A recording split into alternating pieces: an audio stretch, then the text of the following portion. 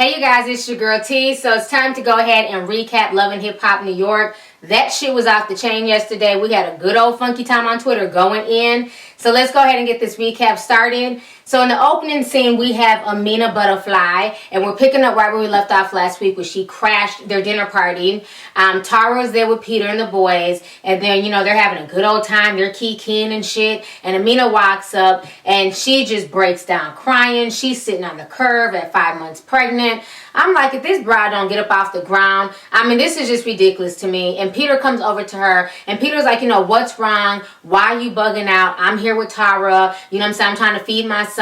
And she's like, that's not cool. You're supposed to meet up with me, and once again, you left me. You left this baby. You left what we're supposed to be doing to go be with Tara. She's like, that's not cool. You just keep disrespecting me. And she's crying and everything. So Peter's like, you know what? I just give up. I don't know what else to do. So he goes back with Tara, and Tara's like, well, you know what? Let me go talk to her. Let me go figure out what's going on. So Tara decides to be the bigger woman. She goes to talk to Amina, and she's like, you know, I don't understand why you're on the curb crying. And Amina's like, you know what? He just keeps disrespecting me. You know, seems like you guys are back together. You know, you guys are laughing, kikiing it up while he has me sitting here pregnant and not doing anything with me. And Tara's like, what did you expect? You know, this was my man. This was, you know, my children's father, basically stolen from me. Like, you just expect for these feelings to just not be there after 13 years. So now Amina's like just crying. She's like, why don't you take him back? Why don't you just take him back? Because it seems like you want him back. And Tara's looking at her like, bitch, no, I don't want him back. You know what I'm saying? I just can't control what he chooses to do. A lot of folks were, you know, boo-hooing along with Amina, and I feel so bad for Amina and poor Amina. I don't feel bad for Amina Caterpillar whatsoever, ever, okay? First of all, she knew the type of man she had from day one. She was the other woman. See, that's the problem with a lot of chicks nowadays. They love to be the jump off. They love to be the other woman because it's fun at first. And, you know, he's spoiling you with gifts and he's showing you all this attention because his wife or his girlfriend is getting on his nerves. But at the end of the day, when it comes down to it, he was never loyal to her. He was never in love with her. It was just sex. She chose to get pregnant. You know what I mean? She chose to keep the baby. So what are you crying for? This was never a solid dude.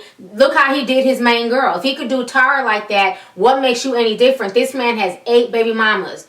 You know what I mean? So the whole situation is just crazy. I don't feel bad for Amina at all because she had no problem coming into their relationship, helping, along with Peter, to break up a home. You know what I'm saying? She had no respect for the children that he had already, and now all of a sudden she expects him to do a whole 180 because he's with her.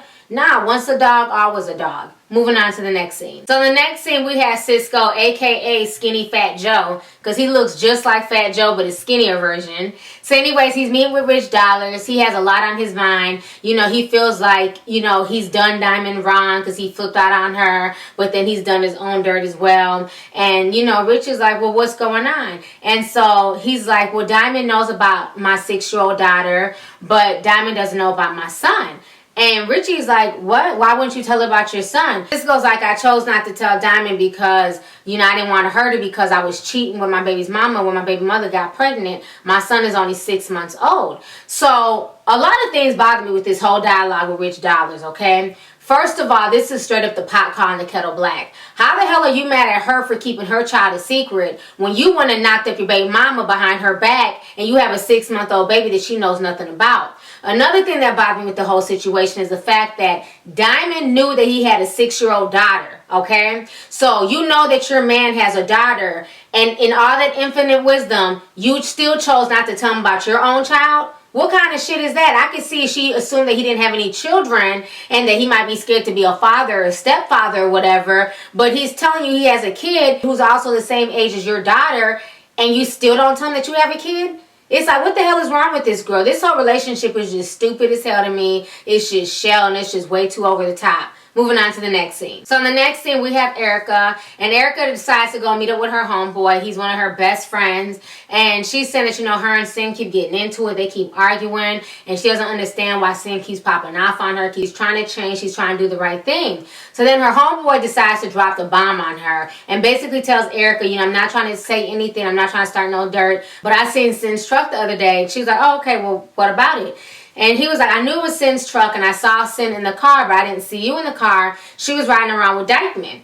So as soon as Erica heard the name Dykeman, she was pissed off and them veins started popping up in her forehead and shit. So the whole situation's a mess. So she tells her homeboy that when she sees Cyn, she's going to confront her and figure out what the hell is going on. Moving on to the next scene. The next scene, we have Mendeecees, and Mendeecees and Yandy are working out, and they have her cousin Maurice. He's there to give them, you know, personal advice. He's a personal trainer.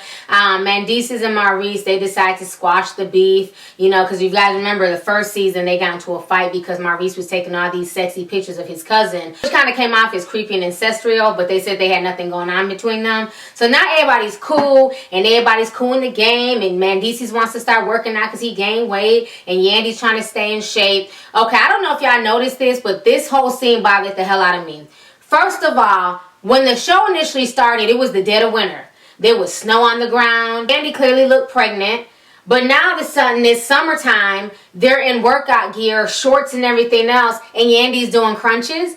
I'm going to need Mona Scott to get these sequences together. Because how the hell is it winter one moment and she's pregnant, and then we go back and it's the springtime and she's not pregnant? It's like their shooting sequences make no sense whatsoever. So anyways, Mendeecees feels like, you know what, Yandy, you've been changing on me. I want to make you my wife, but you got to do some things. You can't be out here wilding out. And Yandy's like, what do you mean wilding out? What are you trying to say I'm doing? And Mendeecees was saying that while he was in jail, he was getting a lot of letters from his homeboys talking about, you know, Yandy showing her ass off at the beach, and you know she's showing her titties off and stuff like that. And Yandy's like, well, you knew I was getting breast implants, and yeah, I'm gonna show them off a little bit, you know, that's why I paid for them. And he's like, nah, if you're gonna be my wife, you gotta act accordingly, you know, you gotta carry yourself a certain way. You can't be out here just showing all your goods. I'm not cool with that.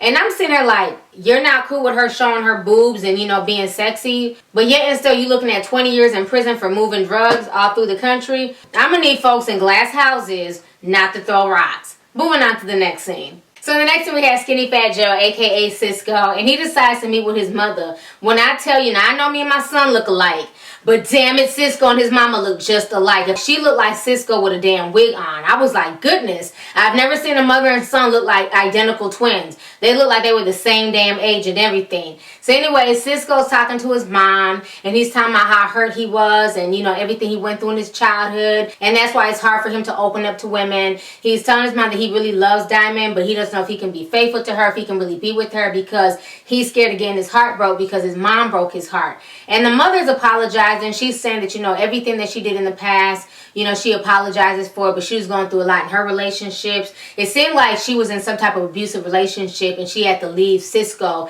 with the father, with the family member, until she could get it together. So it seems like Cisco is holding that resentment against his mom and holding that against her. My thing is, regardless of what went on in your past, you have to be able to learn from what went on in your past, embrace it, accept it, forgive your mother, and let it go. And then in your future, you need to start treating these women in your life a lot better. Because for him to leave Diamond at his homegirl's house and just be fucking her in the car and not even really acknowledging or claiming her, that's not an excuse just because you had a shitty childhood. You still have to treat people with respect. So it's cool to see, you know what I'm saying, where Cisco came from and what he's been through. But I'm still not going to allow him to use that as an excuse for how he's treated Diamond. Moving on to the next scene. So in the next scene, Peter decides to show up at the house. So he comes to the house, and basically, you know, Mina's there and she's really sad and solemn. And Peter's apologizing for, you know, missing the initial date with them. And Amina's just upset. She's like, you know, I'm just tired of this. I feel like you want to be back with Tara. You're always with Tara and the boys. You barely ever spend any time with me. And Peter's like, you know, what do you want me to do? You knew we had a system set up before you ever came into the picture. And I'm not going to not be with my boys. And Amina's like, I'm just tired of this. I'm stressed out. The baby's now growing. And Peter's like, hold up. What do you mean the baby's not growing? And she's saying that the baby's about 5 pounds, the baby's not growing, and that she's having to go to the doctor twice a week so that way they can monitor her pregnancy. So now Peter feels guilty. He feels really bad. He's like, you know what? I'm sorry that I'm stressing you out. I need to be there for you and the baby. I promise. And he starts kissing on her stomach and everything else. I mean, I'm not saying that there's anything not wrong with the baby, but I also feel like Amina also uses her pregnancy and that baby as a crutch. Make him feel guilty. She needs to wake up and realize that Peter does not care about her or that child. At the end of the day, he wants to do him. When you're married to somebody, you don't treat them like a side piece. You don't treat them like a jump off. How is this your husband, but he stays away for a week at a time? I mean, the whole situation makes no sense. If he can stay away for a week at a time, while you're pregnant, anything could happen to her. She doesn't have family. It's not like her sisters are there or her mother or her father is there. He should definitely be in the household with her to make sure that she's okay, and he hasn't been doing that. So obviously he doesn't care about the well-being of Amina or this child. So she needs to wake up and realize that. Moving on to the next scene. The next scene, Yandy and Tyra decide to meet up for lunch. So Tyra is telling Yandy that her and Peter are in a really good place and that she doesn't want to be with Peter, but she wants to, have that relationship with him. Then Tyra decides to tell Yandy that Peter wants to take her and the kids out on vacation. And Yandy's like, oh, okay, y'all going to Disney World, y'all going to Disneyland? And Tyra's like, no, we're going to go to Barbados. So now Yandy's like, hold up, bitch. What do you mean Barbados? You know what I mean? That's a romantic place. Why do you and Peter and your kids need to go to Barbados? And she's like, well, I've never been there. I heard it's really nice.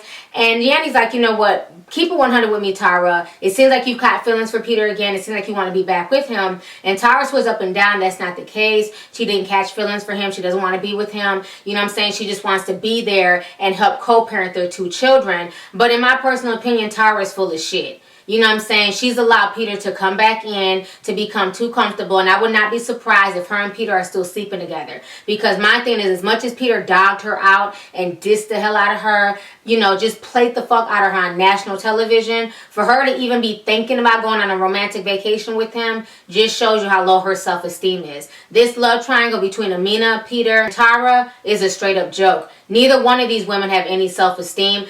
At this point in time, I can't even be mad at Peter because people only do what you allow them to do, and both of these women are allowing Peter to play with them mentally and emotionally. Moving on to the next scene. So in the next scene, we have Erica and Cyn. So Erica is finally there. She's ready to confront Cyn about the information that she found out that Cyn is riding around with Dykeman. And Cyn is telling Erica that she needs to talk to her first. And Cyn is like, you know what? I'm just tired of this, Erica. I'm tired of you playing me. I'm tired of you disrespecting me. And Erica's like, hold up, Cyn. You're not that innocent yourself because I've been hearing that you've been riding around with your old boyfriend, Dykeman. So now Cyn is like, what the fuck is you bringing up Dykeman for? How are you going to try and switch this around on me? I've never played you, Erica. You've never seen no pictures of me online, Erica. You know what I'm saying, Erica? It's like you just straight disrespect me, Erica. I can't, it's like whatever you do, you always have to be all over the top, Erica. And I'm just tired of just being disrespected, Erica. I swear when that girl says Erica, she just has me cracking up with that crazy Puerto Rican New York accent. Cyn is a mess. So now Erica is going off on her. Erica's cussing her out. And they're like, bitch, fuck you. And she's like, no, fuck you. You had me fucked up. You're not innocent. You know what I'm saying? You out here disrespecting me. I put you on. I made you my girl. And the veins in Erica's head are just popping out. She looks like a straight up Klingon. She just looks creepy as hell. She looks crazy. She's pissed off. Her and Cyn are literally face to face like this, arguing, cussing each other out, and all I can see is the background people, and the people in the background ain't blinking, they're not moving, they're just sitting there. So what kind of audience is this? I was like, if this was in the real world, if this was not scripted, there's no way that people would be sitting there that calmly. So they're still arguing and going back and forth, and all of a sudden Erica reaches her hand out and she hits the hell out of Cyn. And so now Cyn is shook and the security jump in and they pull him apart. And Cyn's like, yo, she hit me in the face. She hit me in the face, dog. She hit me in the face. I can't believe Erica. She hit me in the face. And I'm like, wow. That scene was just insane. And what tripped me out the most was the fact that people on social media were really trying to basically act like what Erica did was okay. Well, Cyn shouldn't have gotten her face. Cyn always be talking shit. Cyn likes to pop off. Oh, well. I'm like, y'all know damn well if Erica Mena was a dude, and a dude hit Cyn like that, it would be off with his head. Y'all would be screaming domestic violence. It's not okay to hit your spouse. It's not okay to hit your girlfriend. But once Erica hits her girlfriend, it's okay because they're in a lesbian relationship. Like, how is that okay? I thought domestic violence was domestic violence. You know what I'm saying? So I think the whole situation to me with Erica and Cyn, they need to just call out this fake-ass lesbian relationship and go on about their business. And I feel like all of this was just a scripted-ass storyline. That way, we'll have the events for why Cyn is back with Dykeman, who was her original boyfriend, and why Erica moved on to Shad Boss, who is Bow Wow. You know what I mean? I feel like that's all this whole situation was for. But regardless of the situation was scripted or not, I was not cool with the fact that Erica hit Cyn in the face, because like I said, if Erica's name was Eric and Eric hit Cyn, folks would be pissed the hell off. Young Berg got fired from Love and Hip Hop Hollywood because he hit Masika, and that wasn't even on camera. We don't know what the hell went on in that room. All we have is hearsay, and he got fired. But yet and still, Erica can hit her so-called girlfriend on national television, and it's not seen as domestic violence. It's okay. There was no PSA for Mona or VH1 like they did when Masika and Young Berg was on. You know what I'm saying? So I just feel like that whole situation was just a mess. I did not agree with Erica putting her hands on Cyn whatsoever. Moving on to the next scene. So next thing we have Mendeecees and Yandy, and they're deciding to go get some tattoos. So now they get to the tattoo shop, and I'm sitting here like, hold up, is the tattoo artist Caesar and Duchess? Okay, and we all know Caesar and Duchess from VH1's Black Ink. I used to talk about it on Twitter. I used to do live tweets for Black Ink, the Black Ink crew. That show was just a trip. Everybody on that damn show looked like they needed a hot bath. That entire shop was just dusty. Everybody was fucking everybody. The entire shop just looked like it needed to be deep cleaned. I'm sorry, you couldn't pay me $1 to get a tattoo at Black Ink. That show was just ratchet as hell. I'm hearing it's supposed to be coming back, you know, in a few weeks. But it was just funny how Caesar and Duchess was tattooing Yandy and Mendeecees, but they didn't get no shout out. They didn't get no nothing. It's just like, do these tattoos and just be lucky for this exposure. You know, so the whole situation was a mess. So Yandy ends up getting Mendeecees' name tatted on her ring finger, and Mendeecees got his first tattoo, and he got it like on his wrist or something like that, on his arm, and it's Yandy's name. So hopefully they will last, you know, but you guys know how it goes. Whenever you get somebody's name tattooed on you, you sometimes end up breaking up. On to the next scene. So the next scene is the day of Amina the Butterfly's baby shower that Erica promised to throw her. And what's funny is that they're throwing the baby shower at a club. You got guys there, you got stripper poles, you got people there who clearly don't even know Amina. You have background actors there. So the whole situation was just crazy. I'm like, this is a baby shower? Like, most baby showers take place in somebody's home. You know what I'm saying? At maybe a possible rec center. At like something more intimate. Not at a club. But Amina looks really, really cute pregnant. And so she's really grateful that Erica threw the party. And, you know, she's asking, where's Cyn? And Erica is like, I don't know. I haven't seen her yet. And so all of a sudden, as she's saying that, Cyn walks in. And Cyn is saying that she wants to talk to Erica. So they start talking, and Erica is like, you know, just let me finish. I want to apologize. You know, I'm sorry for what I did. I had no business putting my hands on you. And Cyn is like, you know, it's just not cool, Erica. I don't know if I can deal with this relationship anymore. I don't know if I can deal with all this, you know, drama. And Erica's like, no, just don't say nothing else. Just let me make it up to you. And she literally sounds like an abusive boyfriend. Like, you know how you watch television, that boyfriend who's like, I'm sorry I hit you. I'm sorry I broke your wrist. You know, but I bought you a necklace. Or let me take you out to dinner. I'll make up for it. I'll never hit you again. That's how she sounded. It was kind of creepy just listening to her. You know, that whole situation was just a mess. I can't take Erica and Cyn's storyline seriously. You know, hopefully Amina got a lot of presents and stuff like that, and people weren't just there to eat up her food and eat up cake. This entire baby shower looked ratchet as hell. Moving on to the next scene. So in the last and final scene, we have Cisco, aka Skinny Fat Joe. So Cisco is meeting up with Rhinestone Strawberry. So it's so funny because he decides to throw Rhinestone Strawberry a big ass party at the club. He wants to announce to everybody that his girl is here from LA. And then he tells the entire club that he's going to be buying bottles for everybody. He orders 60 bottles of whatever expensive brand liquor they have. He orders it. And I'm trying to figure out, how the hell does he have money to pay for all these bottles? What is his occupation? I asked y'all on Twitter. Till this day, nobody knows. And nobody knows what this man does for a living. So anyways, so he gets up there, he's making the announcement, and Rhinestone is just so boosted. She's so happy because her man is actually claiming her, and she's popping bottles, and, you know, the lights, camera action. You know, she's loving all this attention. Then he decides to bust her bubble. So he comes off the stage and he's like, I need to talk to you. And she's like, you know, what is it? And he's like, you know, I just want to be open and honest with you. But I have a 6-month-old child. And Rhinestone's looking like, what? What the fuck? Like, hold up now. How do you have a child that I don't know about, but you popped off on me when I told you about my daughter who was 6 years old? And then she's like, who's the bitch? Who's the bitch? And he's like, it's not a bitch. You know, quit calling her a bitch. So now Rhinestone is even madder because he's trying to defend whoever this baby's mother is. And then Cisco drops a bomb by telling her that the baby is by his original and first baby's mother. the mother of his daughter is also the mother of his son. So it's obvious Cisco must have some type of feelings for this woman, being that he done knocked her up again. But Rhinestone Strawberry is just so pissed off. She doesn't want to have anything to do with him, and she storms out the scene. So this episode of Love and Hip Hop New York was super ratchet, super crazy. So it's going to be interesting to see how it plays out next week. So anyways, go ahead and leave a comment. Let me know your thoughts on this week's episode. And if you're not following me on Twitter, make sure you follow me. I'm at LovelyT, and I'm LovelyT2002 on Instagram. All right, deuces.